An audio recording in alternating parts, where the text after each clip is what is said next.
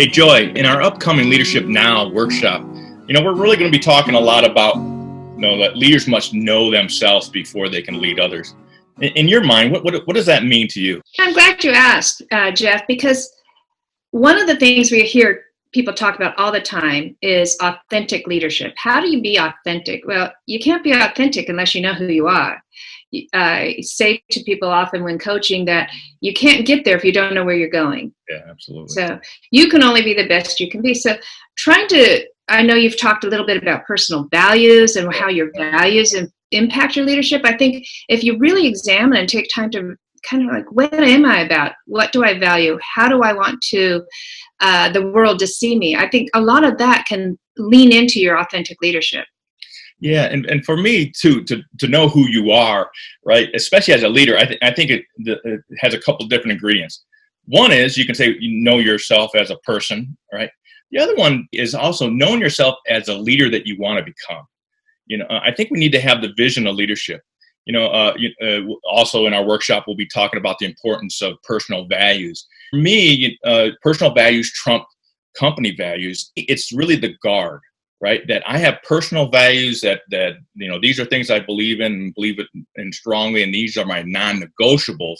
That I want to make sure I have those formed up as a leader. So when I get challenged with my leadership from above or below or from outside, that I can go back to my core values and say this really is something that is really important to me. One of the things that we're also going to be talking about from my perspective in our workshop is a model that I put together. I call it ARM like you're flexing your muscles, but it stands for assess, reflect, and then move. And so when you're looking at leadership, first thing you need to assess who you are. What do I value personally?